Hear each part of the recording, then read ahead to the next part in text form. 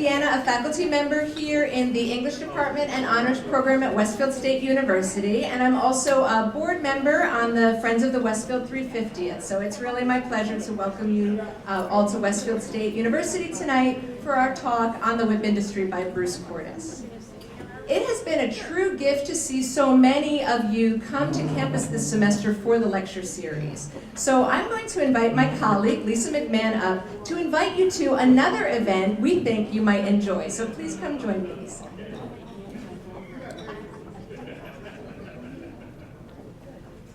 Good evening and welcome to Westfield State. I see so many familiar faces from town and so many people that I recognize from the campus as well. We are doing a really exciting, every year we have a Pathways to Excellence gala and fundraiser, and this year we are doing it on Thursday, May 9th, and our chairs, Judy and Bob Brown, and Sue and Judge Graney, and we're very excited. We would like to invite any of you who might like to come to please join us. I'm going to leave these cards in the back. I think you'll be very interested. Many of our students have done research on the connection between Westfield State and the community of Westfield, dating back to the Civil War right up until now. So if you're interested in that, please feel free to reach out to me, and we'd love to have you. Thanks.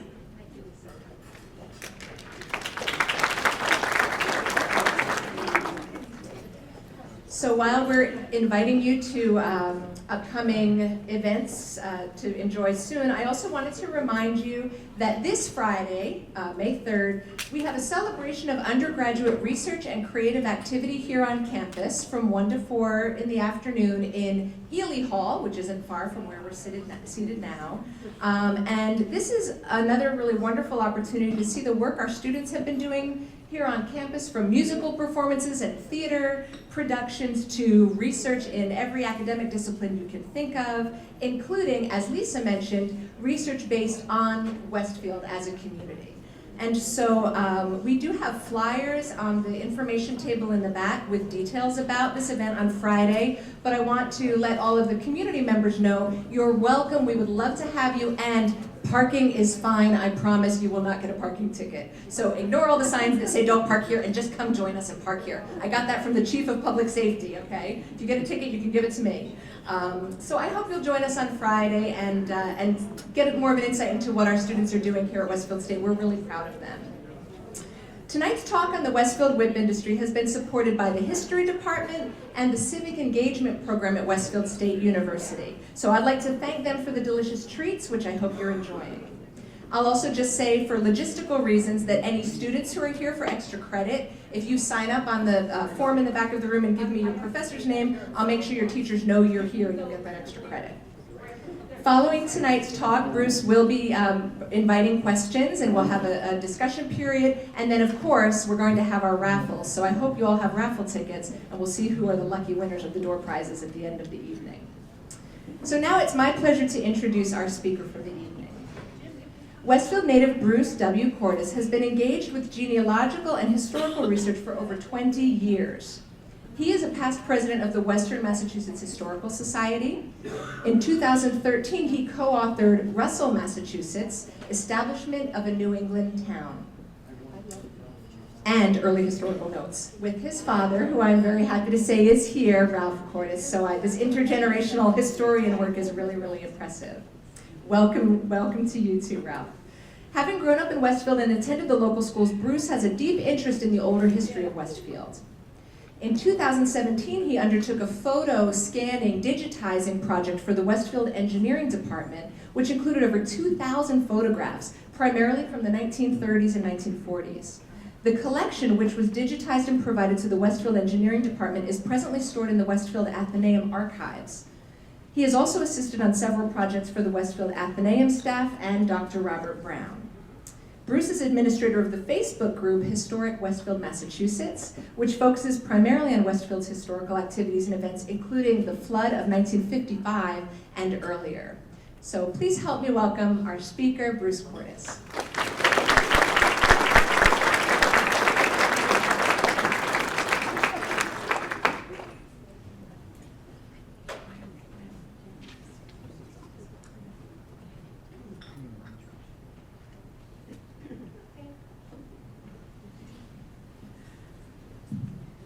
First of all, I'd like to thank the university for inviting me and the 350th committee for extending the offer to do the presentation. A couple of logistical things. I want to thank the Westfield Athenaeum. A lot of the information that came out of my research came out of the Athenaeum. The staff down there, Dea Paquette staff, Kate Devaney, Joyce Peregrine, also Dr. Robert Brown, also gave me a great deal of assistance putting this all together. And I'd also like to acknowledge my father has a fair amount of information that I used also in the presentation, my research. So with all that being, one other thing I do want to acknowledge is my wife, who is probably hiding in the back by the book table. For basically, without her support and encouragement to keep this going, I don't know if I would be able to stick with this whole project. It's been about a 3-year span doing this, so I really need to acknowledge my wife and all the support she's given me.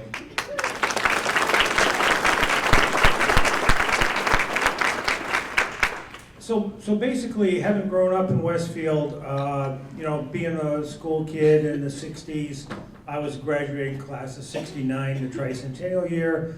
And of course, we had it drummed into us, Whip City. And in talking to people recently, I came to the realization a lot of the younger generation doesn't even know.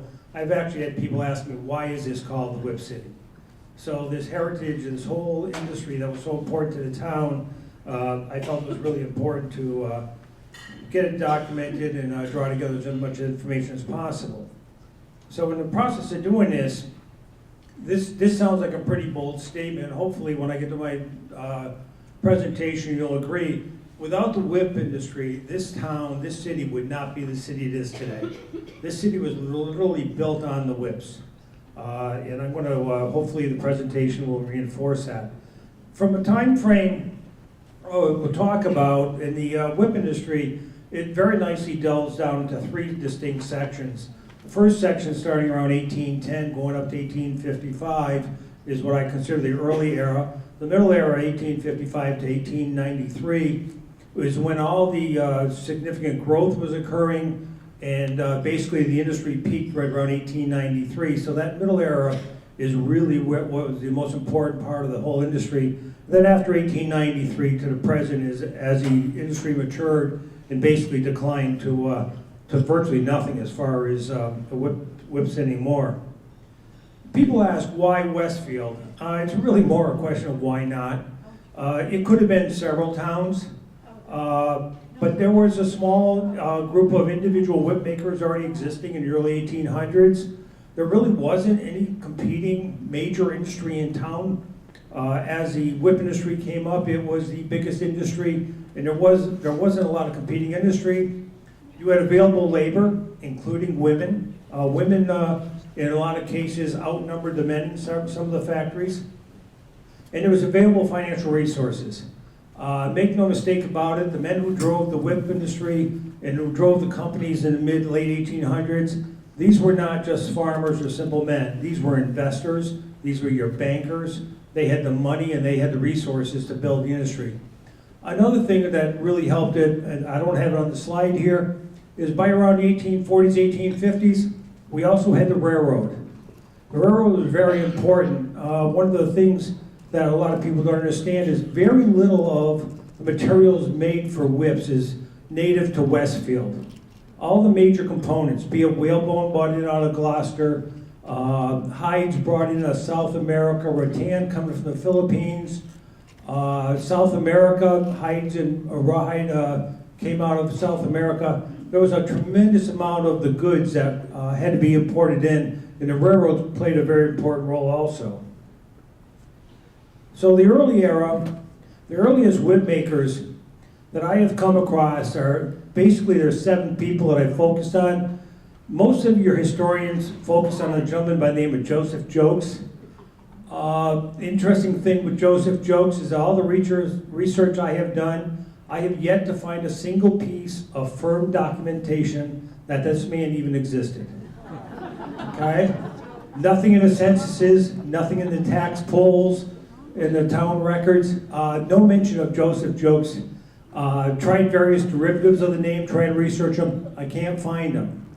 Titus Pease, Thomas Rose, Franklin Arthur, and Salmon Salmon and Edwin Phelps. These were all farmers, mostly in the outlying areas of town, Wyben, the Mundale area, Little River. Pease and Rose were in Franklin, were Little River.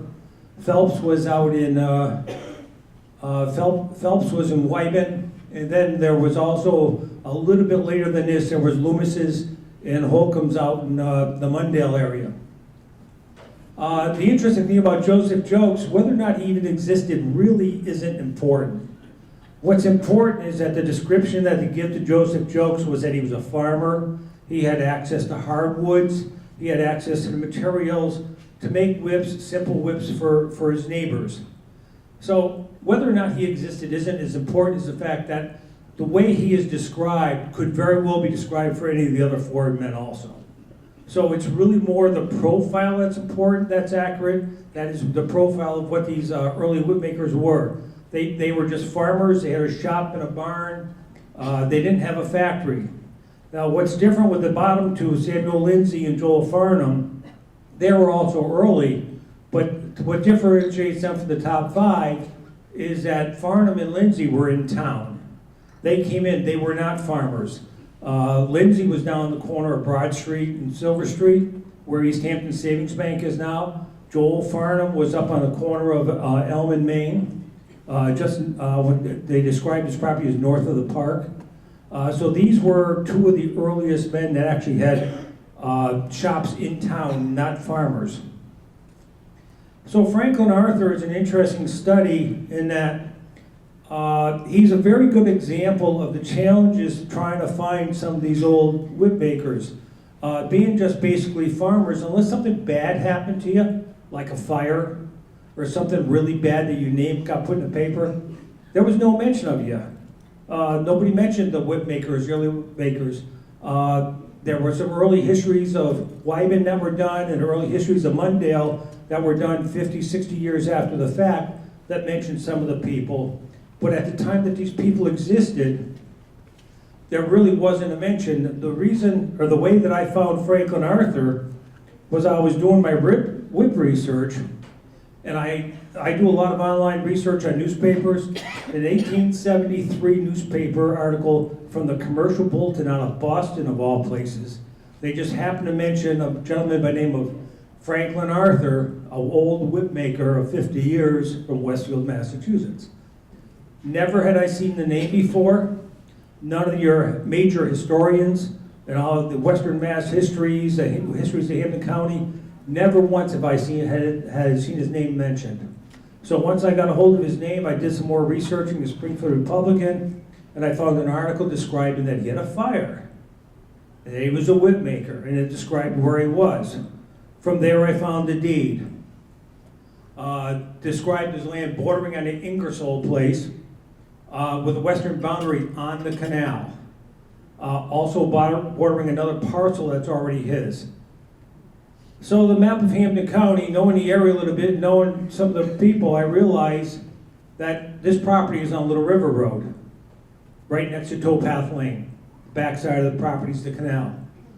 So it's interesting that I found this person. What's more interesting is that I called up the owner. And the owner, I asked him if he knew that his property was a whip maker. He said, no, I knew there was a fire here. I knew the barn burned down out back. The interesting thing is, and this just goes to show that know how much your research, you sometimes you trip across these things. The owner of this house is Dennis Picard, local historian. Now, of all people that you know, without a doubt, Dennis did all of his research, did all the formal paperwork, and you know, if you know Dennis Picard, you know he's very thorough. If it hadn't been for the fact that I stumbled across these two little newspaper articles, neither of which was more than 2 lines long, Dennis to this day would not know that he currently lives in what I believe is one of the oldest structures still standing from the 1850s, where whips were definitely made, that I can document.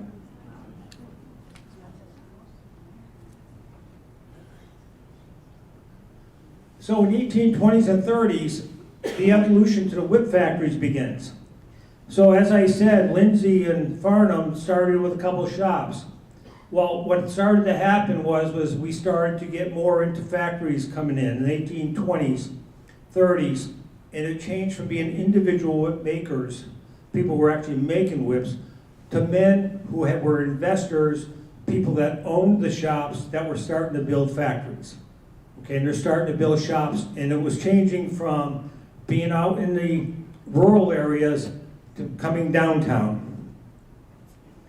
So one of the big questions is the whip platting. It's pronounced platting, even though it looks like it should be plating, or a braiding machine. Which device was first, and who brought it in? Some of the historical accounts credit Hiram Hull as bringing the original old barrel-like device in, and some claim Samuel Lindsay and Joel Farnham. I personally, from my research, believe it's more likely it was Lindsay and Farnham versus Hiram Hull. Hiram Hull brought in a braiding machine that was patented by Joseph Thorpe out of Providence, but that was truly an engineered machine. That wasn't a simple barrel-like device.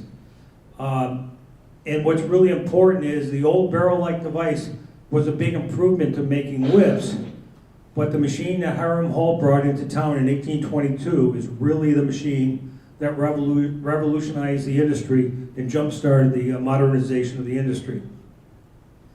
So starting around 1822, as I said, Hiram Hull comes in 22, Hiram Harrison starts up a shop with Samuel Dowell around 1930, Jasper Ray in 1833, I'm sorry if I said 1900, it's 1833, James and Reuben Noble, and Martin Day. These were all late 1820s or 1820s into the early 1830s, but again, these were whip manufacturers. These were people that were building shops, I don't know if any of these people ever physically built a whip themselves. These really were businessmen, and they were building an industry. Can I ask, what's a whip look like? What are the component parts to a whip? The component parts to a whip, okay, the simplest whip that the early farmers made was really just a stock, a handle, and then you had a thong or a lash and a snap on the end. Three very simple components, okay? And then they started getting into whalebone cores, and you had rawhide that was around, and you had braiding. To say what does a whip consist of, you start with those three basic components, and then you start building from there. Carol Martin probably could give you a much better idea of all the things that go into it, but as it got more and more developed, you started getting ferrules, rings around them, buttons on them, longer lashes, detachable lashes. There are many very different kinds. There's a million of them. They look very different. Yeah. So there's no one single thing. There's no one single thing. No. So the braided part would be, when you say braided, what part's braided? Actually, there were several parts that were braided. Okay, I mean, your lash was braided, your thong that went out, your little snap was braided, but that was very fine, and it had very fine. And then you had braiding or plaiting on the stock. You had rawhide that got wrapped and braided around that. So there was, and like Carol was saying, there was lots of different parts that were braided with different textures of materials, different sizes of materials based on. Sure, Carol's really the person you want to talk to about the materials. She knows much more about it than I do. Thank you. Okay, so in 1830s, by 1832, the whip industry is already the 5th largest industry in Hampden County. Okay, after firearms, paper. Now, when I say paper as an industry, what's everybody think of? Hoyoke, right? No, it was Springfield. The Ames Paper Company preceded all the Hoyoke paper companies. So you had, the firearms obviously was the Armory in Springfield. Paper primarily was the Ames Paper Company. And then you had various other people doing manufactured leather and wool, combinations of things. And then the 5th industry by 1832 was the whips. Okay, and the 1835 Massachusetts Directive Industry report that 1/3 of Westfield's population engaged in whip making. Okay, the 1840 census, the numbers basically if you go in and look at the population of 3,500 people, number of people employed, you come up with roughly the same kind of a assessment as far as how many people were employed in the whip industry. Now the challenges with the census is when you started documenting the different businesses in the censuses, they documented the companies. One of the statistics that consistently gets lost was the women. Because a lot of the women were working at home braiding lashes or braiding snaps. So when you say how many people were employed in the whip industry, they were typically counting the people that were in the factories. But the women that were working, they might braid 2-3 dozen in a week. They might braid 2 or 3 dozen in a month. Some were doing it a little bit, some were doing it almost full time at home. So the women and their involvement in the industry is something that gets lost quite often. Patents and inventions. I won't get into too much detail here, but basically looking at the patents from prior to 1900, the core manufacturing patents, which is the major patents for the machines and the major components of the whips. If we look at, there were 200 patents that I found, 60% of them were from Westfield people. These are patents nationwide. 60% of the patents on manufacturing whips, and also 60% of the patents for the machines for making the whips. So not only did they control the making of the whips and the materials, but they controlled the innovation for improving the manufacturing of the whips. Early Westfield whip patents, 1832 is the earliest one I could find, and quite frankly, from a selfish perspective, the reason I want to keep this slide on here is Giles Dayton, 1832, invented a lathe for turning whip stocks. He's my 4th great-grandfather. We knew that he was a mechanic. He worked on grist mills and sawmills and all that kind of stuff. We had no idea that he had a whip patent, and this is the earliest Westfield whip patent that I've been able to find. Very simple drawing of his patent. Patents are very interesting to read about. Some of the drawings are very simple like this, and some of them are very complex. Okay, this is, believe it or not, that detailed drawing is from 1838. Okay, that's an improvement to the Thorpe machine. Basically, the fact that this is an improvement to the Thorpe machine and the description of it basically proves that the Thorpe machine was more than a simple barrel-like device, because this was an improvement on an engineered machine. Westfield men with most patents. The interesting thing is your oldest names, Hiram Hall, Hiram Harrison, Rand. Your well-known names don't appear on this list. Again, they were the people that were running they were running the shops. They were running the businesses. Lyras Hull had the most patents of any Westfield man. The interesting thing is, he was not living in Westfield when he got all those patents. Hiram Hull had contracted with the state prison in Charleston, and they were using convict labor, 66 men in the Charleston State Prison as a contract, and it really caused a lot of aggravation in Westfield because the other manufacturers were complaining it was unfair. They were paying these guys about 25 cents a day or some ridiculous price. But these are just basically some of the men that had the most patents. Okay, by 1850, Westfield is over 50% of Westfield's economy. The output of the whip industry was more than 50% of the manufacturing goods of this town.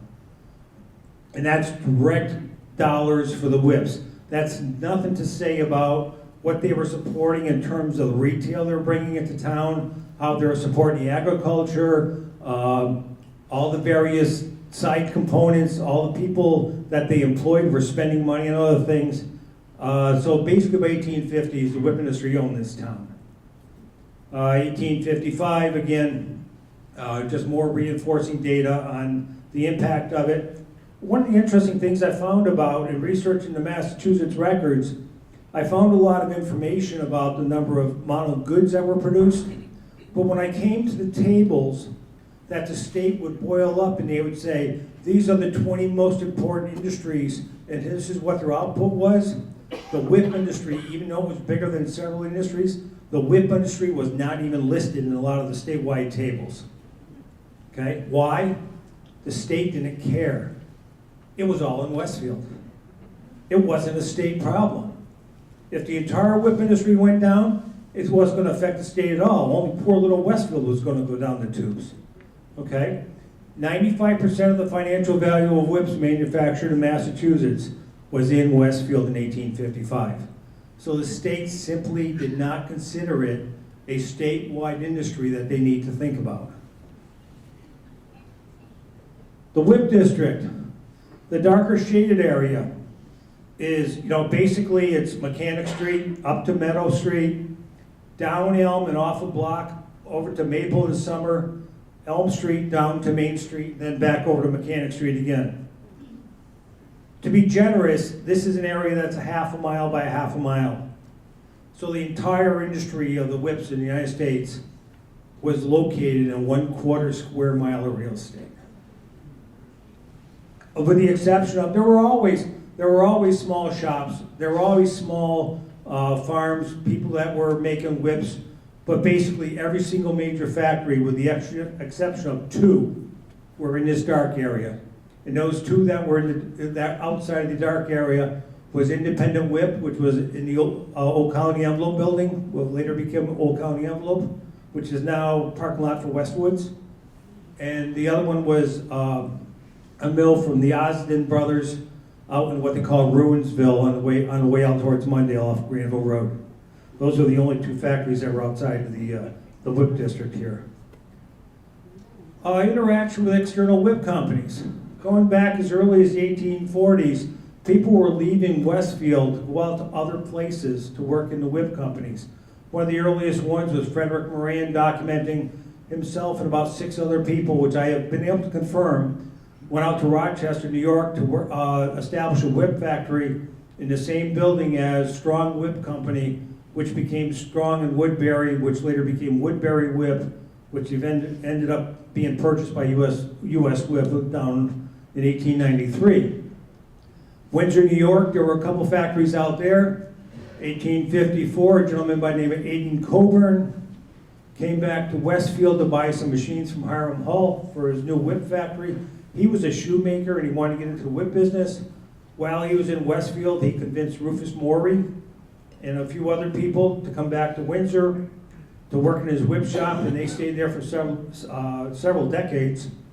Hudson, Michigan was the Darling family, which became part of Darling and Smith. They were one of the most westernmost firms out there. The San Francisco, California was the furthest that I've been able to document somebody going out. That was David Atwater in 1888, I believe it was. Went out to San Francisco, established himself a whip shop. And unfortunately, Mr. Atwater lost his whip business and his home and everything in the earthquake and fire of San Francisco. Beginning in the 1850s, they started in 1854 was the earliest I've seen documentation of it. They started having annual whip meetings in Westfield where all the individual companies would come back to Westfield and have meetings. And they would talk about how they were going to control the industry and what their strategies were. So Westfield became the hub for all the activities as early as 1850s. So that pretty much ends the early era. The middle era gets in 1855, and the reason I do this delineation here is because 1855 is the establishment of American Whip Company. American Whip Company becomes the 800-pound gorilla of the whip industry for the next 5 decades. It was established as a combination of Hiram Hull, Hiram Harrison, Samuel Dow, Martin Day, all combined to establish American Whip Company. It's a merger of those 3 companies. It's arguably the most significant merger in the entire industry. Okay, they became the most dominant company, and they became the first true corporate whip company in the industry. They basically We're the first company to deviate from the single owner or the individual person running the company. They had board of directors, public stocks, and they started that whole trend of corporations. 1860 federal census, again, just more reinforcing information about how the industry is growing. And again, we start to see now more that they are starting to count some of the females more. But again, they're counting the females that are working in the factory. They're still missing all those women that are working at home. They're not being counted in a lot of these statistics. There were a couple that statistics that did count them. Also, the 1860 federal census did not include the Charleston prison. The bulk of American WIP, 66 of their employees were convicts. They were working in the WIP company in Livers Hull and David C. Hull were running the WIP concern out of Charleston State Prison until 1865. 1864 was the first annual WIP Makers Ball. Okay, this just goes to show this was a big thing. This was their actual first formal ball in Westfield. This would go on for some 20 years. The first actual annual dinner that I found was some 10 years previous to this that had been attended by 300 people at Blossom's Hotel. Where Blossom's Hotel is, I don't know. I think it was Springfield. I have yet to find exactly where it was. But this is the first annual WIP Makers Ball, and it lists a lot of the major players. What I did want to do is, on the 11th annual WIP Makers Ball, 10 years later, one thing that you'll notice, or you can't see it, it's hard for you to see, but on the honorary committee down here, there are names in here of A.W. Coburn, M.R. Van Dusen, R.M. Milliken. Milliken's out of Baltimore.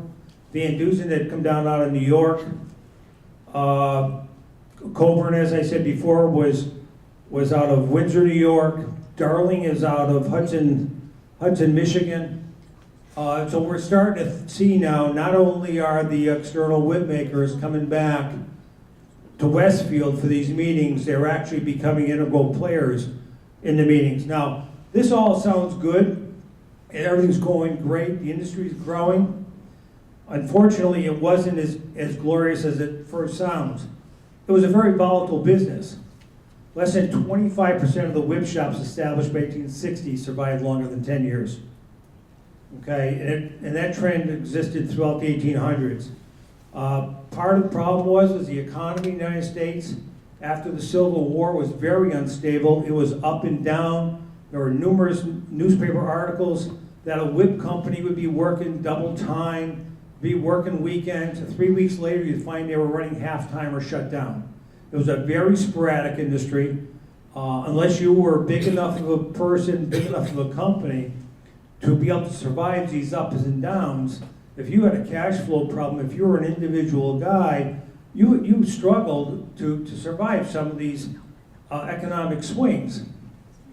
Cost of materials was increasing, whalebone, rattan. Not only was the economy in the United States up and down, there was civil unrest in other countries also. Sometimes materials were very hard to come by, they were getting very expensive, there were natural disasters, lots of fires, floods. There were a few floods, not that Westfield had floods, but there were floods that affected problem. Increasing competition. The external guys and some of your other companies in Virginia, Rochester, New York, were starting to grow also, so there was more and more competition outside of Westfield. As a result of that, specialization became common. As the industry got more and more modernized with the machines and everything, a lot of people could not afford to have a full manufacturer. So a man might have a couple of lathes and he would specialize just in turning stocks. Somebody else might specialize just in making lashes, buttons. Some people specialize just in making the machines themselves. They didn't make whips, they just made the machines. Okay, so people started specializing. Not really a lot different than what happens with the auto industry. You've got a lot of people that are doing parts and jobs. And some of the companies that lasted the longest were the guys who did not try and make the full whips. They found their niche. The Avery family ran a lash company for some 80 years, 3 generations. So specialization became very common. Because of the economy and the ups and downs and the difficulty keeping keep going with all the economic issues, there was a thing called a combination that was formed. And this was when all the companies would come together in Westfield, and they would get together yearly and they'd come down with the schedule. Schedule basically is price fixing. They would all come down and they'd say, you're gonna make a whip like this, and you're gonna sell it for $0.25. You're gonna sell another whip, it's gonna be 50 cents, another whip's gonna be $1. Now there was a lot of special whips with a lot of embellishments that were really, really expensive, but the bulk of your whips, they would try and establish a price schedule for. And that was great until the economy went sour. And then somebody would get into trouble and they'd say, can't do it. And they would undercut them. So a couple of companies in the combination would undercut them, and the arrangement would fall apart. So the combination would come together, they'd come to a schedule, 6 months to a year goes by, you got economic problems, a couple guys defect, the whole thing falls apart. And so this started and stopped several times. Okay, and this lasted throughout the 70s and 1880s. So in late 1880s, we started getting rumors of a whip syndicate.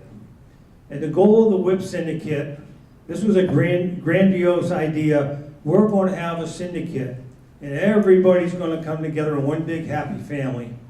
And we're all going to sell in one common point. We're going to buy in one common point. We're going to make suppliers come to us one place, and we're going to control not only the making of the whips, we're going to control the suppliers and everything else. Well, this idea got batted around for several years. And then, okay, so I want to back up just a little bit. In 1890, R.D. Gillett out of Westfield came out with the idea that he was going to head up the syndicate. And he came out, and his ideas for heading up the syndicate were pretty sound. These companies all had their own, every company had their own set of salesmen. Everybody had their own purchasing. There was redundancy and inefficiencies. And they figured if they could all come together in one syndicate, they could eliminate a whole lot of staff, they could eliminate a lot of the undercutting. So R.D. Gillett came up with this proposal that he was going to draw us all together. Well, that lasted about 3 weeks. Okay?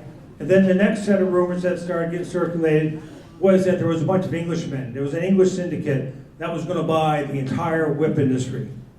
And this went on for a few months, but it also died. Well, around 1891, 1892 timeframe, a gentleman by the name of C.C. Foster, the rumors started circulating that C.C. Foster is now going to get the whip syndicate together. But unlike the other two, C.C. Foster didn't go away.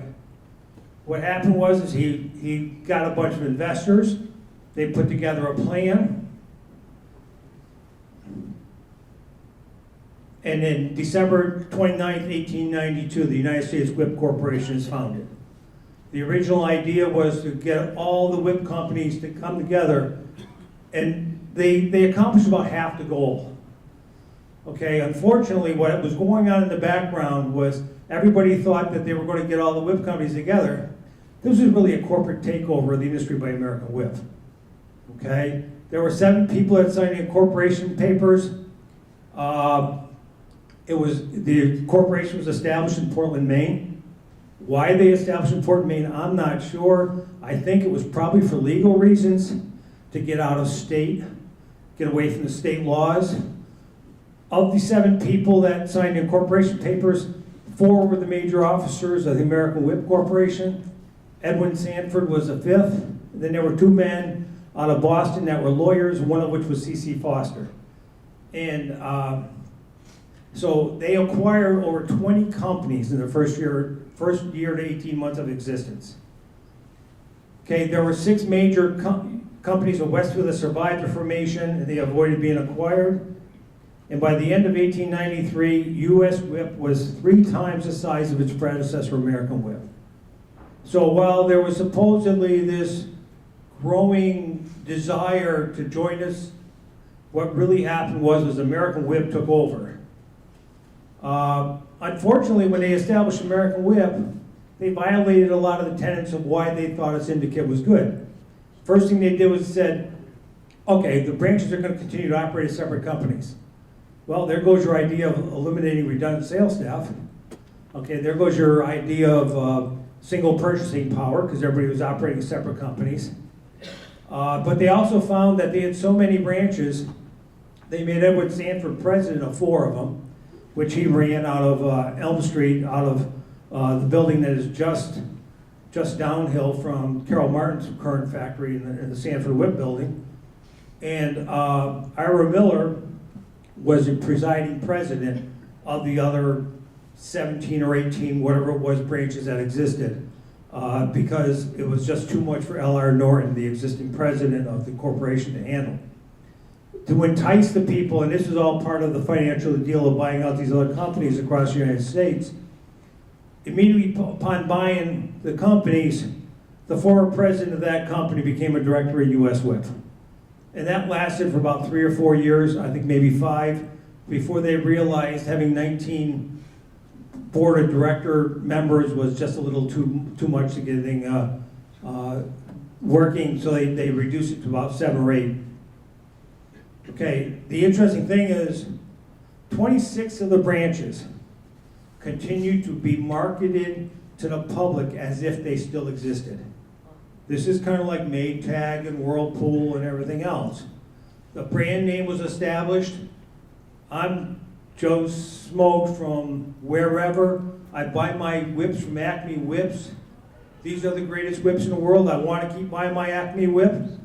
The companies were marketed as if they existed, but they're primarily being built in 2 places. One at 22 Main Street, U.S. Whip, and the other out in Sydney, Ohio, where about 5 of the branches were running out of the factory out of Sydney.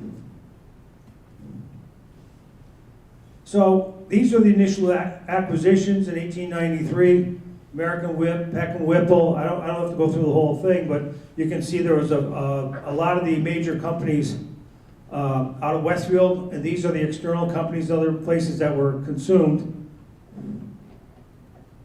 Went too far. So the survivors. These are the people who survived the establishment of U.S. Whip, and they continue to exist. You can see in parentheses how long they existed. Eventually, they would consumed by U.S. Whip, by and large, with the exception of just a couple.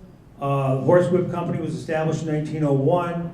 Featherbone Whip was a company in name only. The whips were really made by New England Whip. Charles Clark was the president of Featherbone. He was a former salesman for New England Whip. It was really more of a trade name whip as opposed to a manufacturing company. Independent Whip, established 1894. They built a factory at 92 North Elm Street, which would become the Old Colony Envelope Building in 1922. Berry Whip was another one. Berry Whip really was not a manufacturing corporation. It was really kind of a branch sales distributorship under Cargill, Cleveland and Company. And again, that would end up getting merged into Cargill Cleveland, and Mr. Berry would actually become the president of Cargill Cleveland and Company.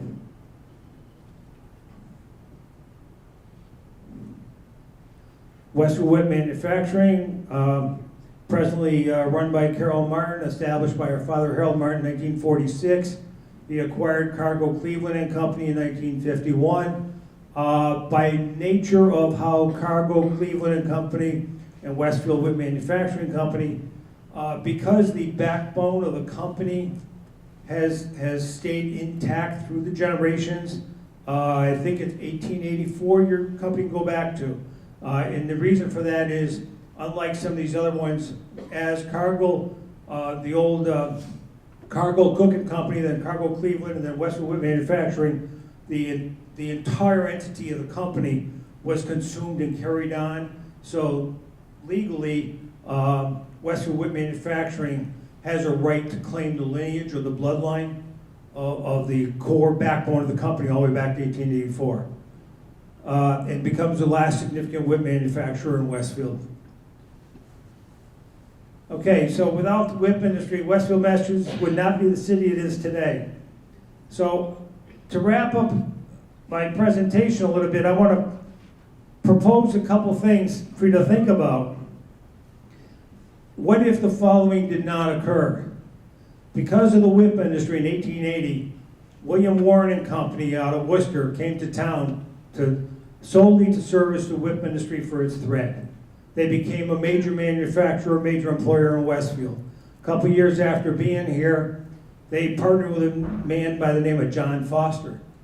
And the Warren family just happened to establish Foster Machine Company, which became a manufacturer. These two companies are here solely because of the whip industry.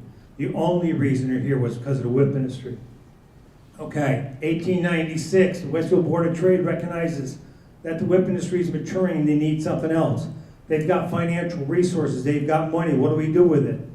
The merchants of Westfield raised a $75,000 bond based on what the whip industry had built as what they called it seed money.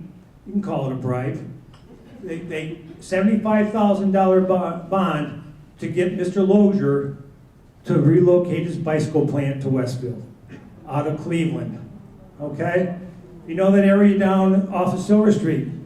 What have you got? You got Cycle. You got Cleveland. You got Toledo. You got Lozier. Those names, the Lozier Company was based in Cleveland and Toledo, by the way. Those names have nothing to do with presidents or anybody else. Those were solely for housing for Lozier Manufacturing to make bicycles, which of course then became the Pope, which became Columbia. Okay, the Textile Building on corner of, across the street from Franklin Street on Elm, used to be a big old building. That was where a lot of the major whip companies were. It was a home for M&M Sales, Kellogg, Brush, Robinson Reminders, okay?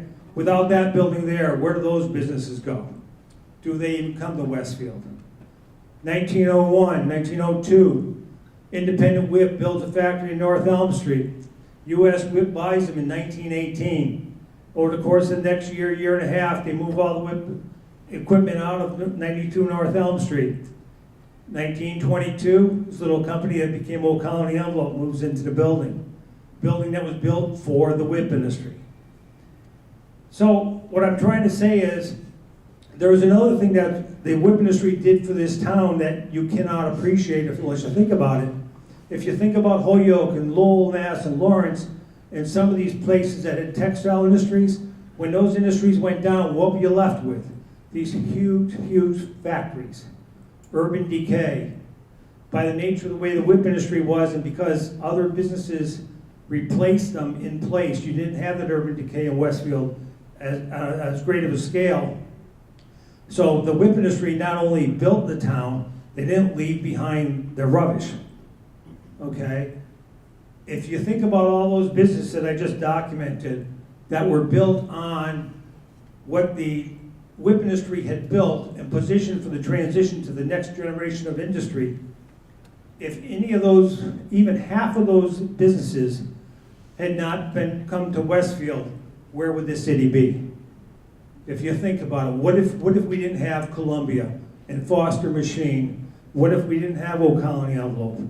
So when I say that the whip industry was one of the most important industries, it became the foundation for the next generation, and then those businesses that replaced it became the foundation for the next generation.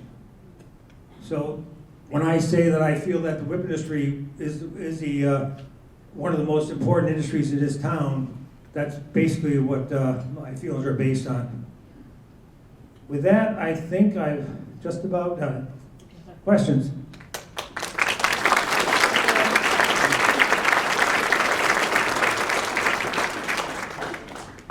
Yeah, in the WIP district, how many of the buildings are still remaining from back then?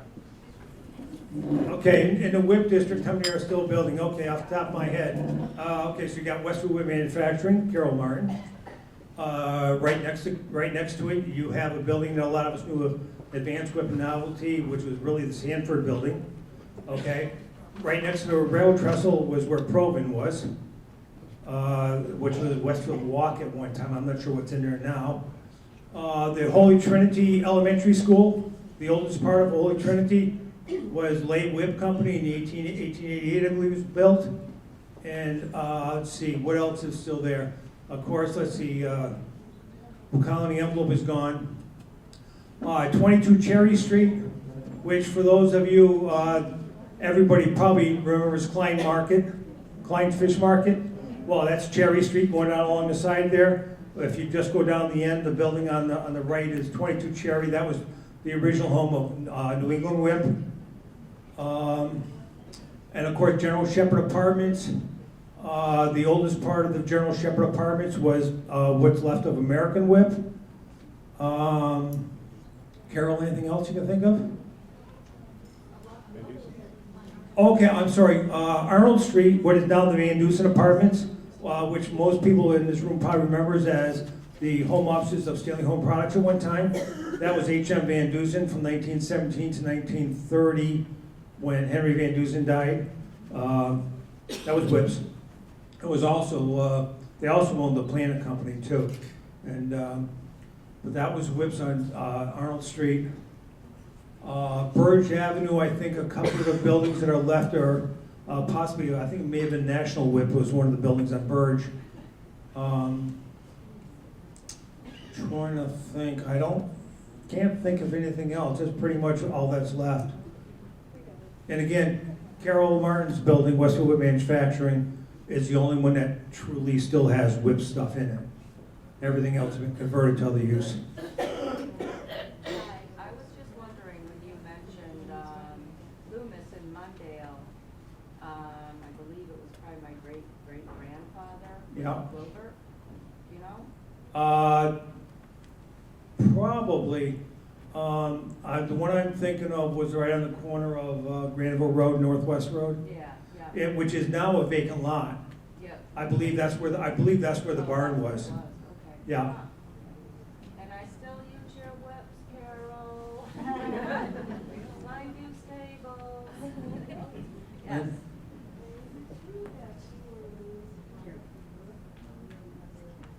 Now, we were a supplier for everybody. I mean, the English made a lot of whips, especially like Holly whips. I mean, the English had a thriving whip industry also. But in terms of, and again, we're talking, you know, there were people making whips all over the place. If you went out west, you found people that were making bull whips and stuff like that for cowboys and stuff. We're talking high quality buggy whips, carriage whips, riding whips. You know, we're talking high quality whips as opposed to, in volume too, yeah. We're talking millions of whips a year. It was just amazing, the numbers.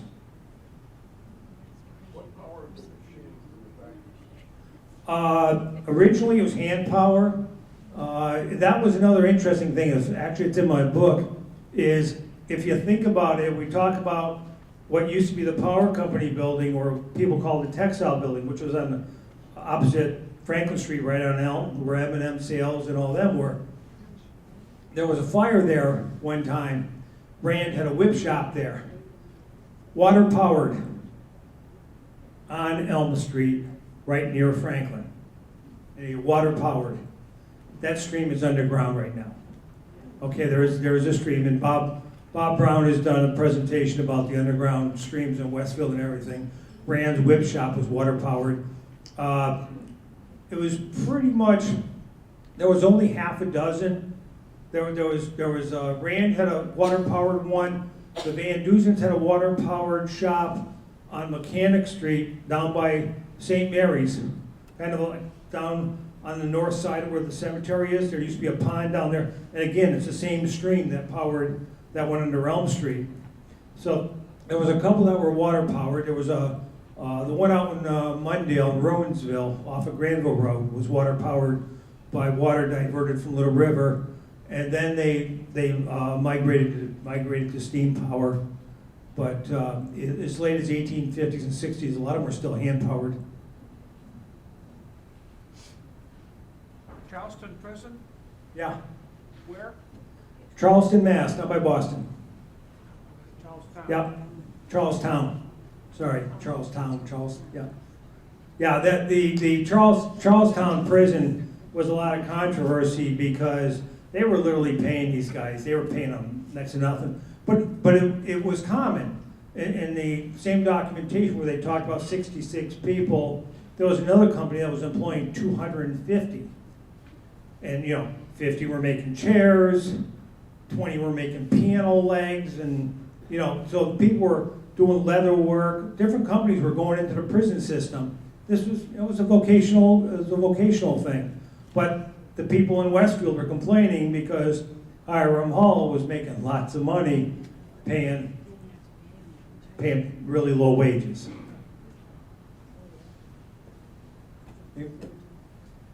So how were the whips sold to This- people coming to Westfield? No. Every shop had salesmen, what they call drummers.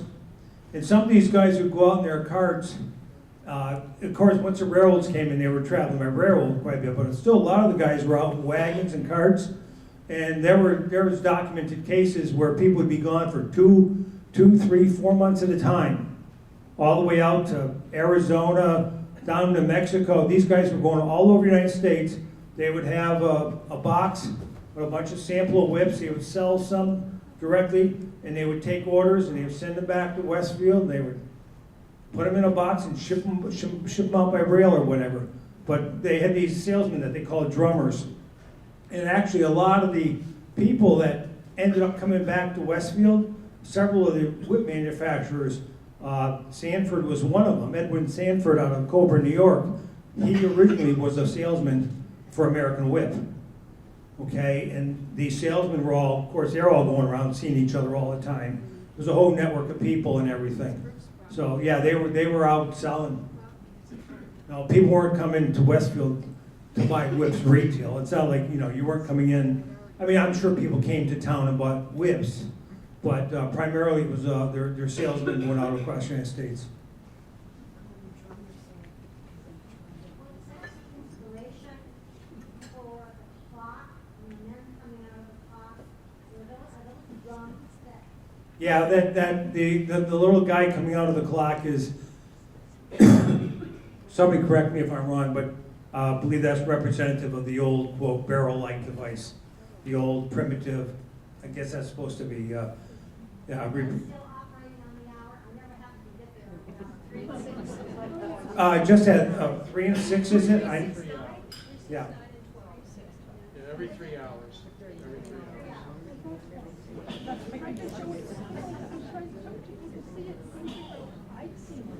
I wonder if we could talk about the plans for the museum, since, we have a lot of folks with great interest here. So Carol, you want to talk about the plans for this? Yes, come on. I know so. I will. I did not come prepared to do this evening, but yes, some of you may know we are establishing a working museum and in the 360 Elm Street building. We still do manufacture whips there, and the manufacture of whips will be a permanent working display within the museum. We'll be able to show the evolution of whip making, not from as far back as Bruce has taken you tonight, but for the last 100 years, we'll be able to show you how it was done then, how we do it today, and tell you why the changes were made. While I have an opportunity, though, we hope to be open. Let me answer the question first. It's all fundraising dependent. We hope to be open in the 3rd quarter of this year. You will all be invited to we won't call it a grand opening, we'll call it previews of coming attractions, because we have an arrangement whereby we can open in 4 stages. It's about accessibility requirements in today's world. And as any one stage of the building opens to the public, it has to be fully accessible. So it's going to take a while. It probably will not happen in my lifetime for all 4 floors to be open. But while I have the opportunity, as I started to say, I just want to say thank you, Bruce. I came back to town in the 90s, and I was astounded that there was no thoroughly documented research, a book, done on the industry in Westfield, an industry that said so much about who we are today and why we are the community we are. I wasn't about to do it. I'm not an historian. I'm a whip maker, maybe a preservationist. But I can't tell you how much I appreciate what Bruce has done, all the hard work it's taken. The fact that he's going to keep going with it, aren't we? He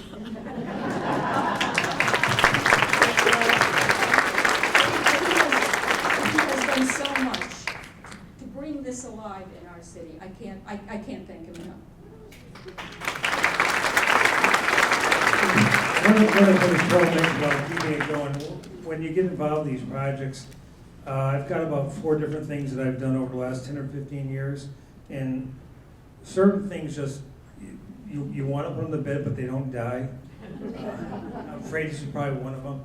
I've got 2 or 3 other projects that I've been involved with for 10, 15 years. I've actually, the thing that I really like about doing this is when I can draw into personal things. When I was able to find a patent for my 4th great-grandfather. When I was able to, I was astounded that I could tell Dennis Picard anything. Okay? Because Dennis is so thorough and he's so knowledgeable about everything. To be able to connect to people, I've had contact with descendants of people from Cargill and Cook, a descendant from the Doherty family from New England Whip, a lady who was the granddaughter of Charles Clark, who unfortunately committed suicide in Atlantic City. He had one of the whip companies, and different people, and when you get into the personal contacts and now they're interested, they don't go away. So yeah, I don't think this, as much as I'm going to try and focus on some other things, I don't think this will ever die for me. Has anyone written anything on the humane side? Uses, child labor, pollution, anything like that? No, I don't think, pollution-wise, I don't think they really No paid. such thing. Yeah, there was no such thing. I mean, I'm sure there was a lot of pollution. I mean, if you look at the materials that are used, there was a lot of fires, a lot of glue, a lot of raw materials, a lot of caustic materials in whip making. God only knows. Another thing too is, this is so prevalent in the city that people walk up to me and say, well, my great-grandfather was involved in making whips. Well, if you think about it, by 1850s and 1860s, it was over half of Westfield's economy. Well, you got a 50-50 shot that somebody that you're related to was involved with whips. Okay, so yeah, so people say, yeah, my great-grandfather made whips. Yeah, probably. And then I just encourage people to do deep researches and whatnot. And, my book does list 300 different people who advertise as making whips. Now, these weren't people that were employees. These were people that advertised, I make and sell whips. Some only lasted a year or 2. Some lasted a lot longer. Some of the companies lasted a short period, long period. Yeah, so I mean, if your family's been in Westfield for 100 years, yeah, you probably had somebody that made whips. How do I get a copy of your book? You can see my wife right back there. Yeah, we have copies of the book.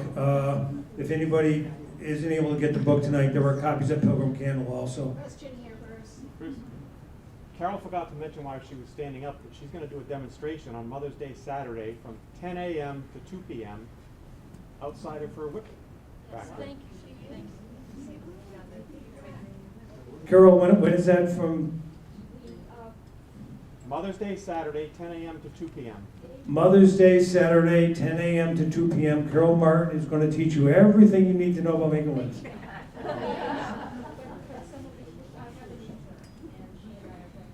conjunction with the program that Dave is running for the geocaching.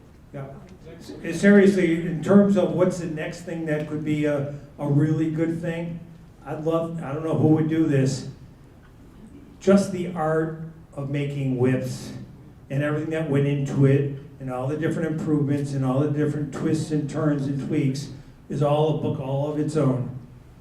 And that's what we'll have Carol write.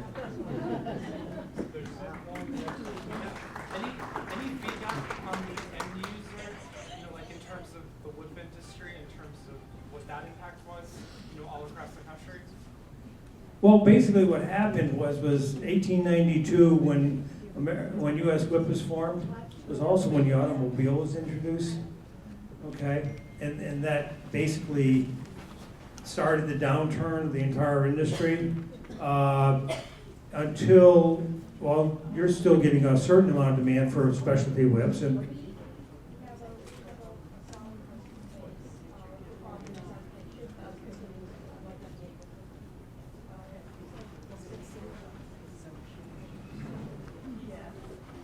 I guess that's it.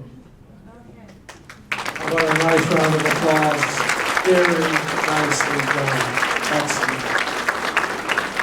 For those of you that haven't figured out who I am, Harry Rock, President of Westfield 350, thank you so much for coming out. I love my Westfielders. Give yourself a big hand. You have come out, you've come out, you've come out. How many have been here for every lecture so far we've done? This is number 12. Outstanding. We've still got a few hands going up. We have one more to go. We have, as you heard from Professor Deanna, we have the student presentations on Friday, and if you have not had a chance to do that, and now that you know your way onto campus and where you can park and you're not going to get a ticket, you should come up and do that, because I did go last year, and it was really fascinating, very well done. Unfortunately, I'm going to be in Chicago, so I won't be here this time for that. But our last scheduled lecture will be next Wednesday, the 8th, back home at the First Congregational Church. Going full circle, we started here in November. It's hard to believe that we went back that far and really kicked off the 350 celebration with Dr. Robert Brown, talking about the 3 prior celebrations. And he will be our speaker next week, talking about the lost homes of Westfield. I expect that to be a fascinating lecture. Hope that you will all come out for that. Been really, really thrilled with the lecture series. Those of you that have come to many of them, all of them, some of them, you've gotten a sampling of just the level, the depth of history and heritage that this great city has, going back 350 years. And the whip industry is just significant and just a huge part of it. I want to say thank you very much to Professor Deanna for hosting us, Westfield State University for hosting us, and the students. Put the hands up for the students who are here. I love the students. They come for every one of these. They are voluntold to come because they're part of the class, but they're still here. That's all that counts, so we love it. I do need a couple of runners for the raffle, so Matt, I know you're on, and who else do we have? Victoria, are you, am I telling you to come up here? Thank you very much. And we have, you can go up there and just grab the raffle prizes. So what's happening next? You're going to start seeing big posters like this. I'll hold it there because I got a photograph. I'll get behind it so you don't get a picture of me. Is he done? I hope. But this is what's happening 2.5 weeks from now, and it's actually a little scary and a little daunting to me to think that we're going to be wrapping up with our big birthday weekend. On the table back there, our merchandise table, we have a reduced fashion of that. This is the rack card. If you do not have this, please see the ladies back on to my right as you walk out of here and grab your rack card for your refrigerator door. This will tell you everything that's happening for the weekend of 17, 18, and 19 of May. We have a wide schedule of activities, starting with yoga. We have activities in Westfield, in Grandmother's Garden with yoga for gardening, pollinator gardening. We have a Westfield America's Fastest 5K. Kathy Palmer and her musical Time in Westfield will be going on at the Women's Club from 2 to 4. We have, I'm calling it Westfield's biggest pancake breakfast ever, with Dave Flaherty and Joe Mitchell. The 2 Boy Scout troops in Westfield are going to be hosting a family-wide community pancake breakfast that will take place from 7:30 to 11 at the middle school, South Middle, for those of you that think of that over by the Amelia Park Complex. Please come and support that. We're really excited. We're buying product. We've got 80 million gallons of syrup. We have 2,089 pounds and boxes of batter. I mean, we have butter packets. We're ready for you. So you can come and eat as many pancakes as you want. But the really cool thing, and I give credit to Dave Flaherty, is he has a campaign going on right now where he's trying to raise money, and many of you have been very supportive of sponsoring a classroom. For $50, you can buy a free pancake breakfast for a classroom in Westfield. What we're trying to do is ensure that every student in Westfield, including St. Mary's, has a free ticket to a free meal, a free pancake breakfast as part of our civic pride and part of our love of Westfield to kick it off. And what a better way to do that. So thank you very much, Dave Flaherty. You can find those. We have a little, you can get these again at our merchandise table. You can go online to our website, www.westfield350.org, and you can find that, or simply get in touch with us and we can get you in that direction. The other thing that I will bring attention to is the fact that part of Westfield history, around 1892, when we were just dirt roads, we started paving Main Street and paving School Street, and these are the quarry stones that were dug up. These were quarried out of the local quarries, but these were dug up, and we have rescued these, and we have embedded in the middle of these a commemorative coin that we have produced. It's two-sided. We also have some for sale just like this, so you can hang them on your Christmas tree or in a window. And if you want it, you're going to get it right over at that table over there. So grab them quick. These are just $10. But the stones are $15. But it is definitely part of Westfield history. So make sure that you grab one of those if you can. And the other final reminder, and then we'll get on to the raffle, is the Westfield Book. If you have not picked up the Westfield Book, these are $39.95. Give us the nickel. We'll make it an even 40. Because it's easier for us so we don't have to make change. This book is phenomenal. This is our history, this is our legacy, this is our story from 1669. I am most proud of this. It has sold very well. We have one. We're only doing one run of it. When they're done, they are gone forever. So if you want them, they are back at the table, a merchandise table. If you do not have money with you tonight, you can get them at Rosewoods, at the Westfield Athenaeum, at Westfield News, or my little Pulse Center on the 350 on the third floor of City Hall and the Community Development Office. Any one of those places you can get them, or you can get them on Amazon. You can actually order them online. And we have Westfielders all over the United States, including Alaska and Montana. It's amazing the states. People who have ordered these things online, who grew up here and are purchasing them. On Sunday, the 19th, is our big parade. You don't want to miss that. It starts at 1 o'clock from Stanley Park, from the corner of Kensington and Western Avenue. It will be coming all the way down to Park Square Green, turning left, and then it will end down by the big parking lot by the bus station. We have the Mummers coming. We have Congressman Richie Neal coming. Casey Bellamy, our gold medalist from the hockey team from this past winter. It's going to be an amazing thing to watch, and many of you are probably actually marching in it. So make sure you come out, bring water. I'm hoping for a nice sunny, warm day without rain, but that's going to be really special. And then on Saturday night, we have a Beach Boys tribute band at 7 o'clock in the fields behind the Boys and Girls Club. And then we have a fireworks show that will go off at 9 o'clock. I will promise you it will be the largest Westfield fireworks show Westfield has ever seen. So we are really putting some resources behind that. We're excited about that. And there's also a children's carnival that will start at 5:30 in the Amelia Park complex. So we'll give our kids something fun to do before that. So it's a full weekend of activity. Make sure that you do get up grab your rack card so that you know what's going on. Also subscribe to our website, www.westfield350.org. Go to our Facebook at Westfield 350, or you can find information also from the Westfield News, who has been immensely supportive of us, as all the activities in the newspaper on almost a regular basis, all the stories, anything that happens to do with the 350 Patrick Berry has.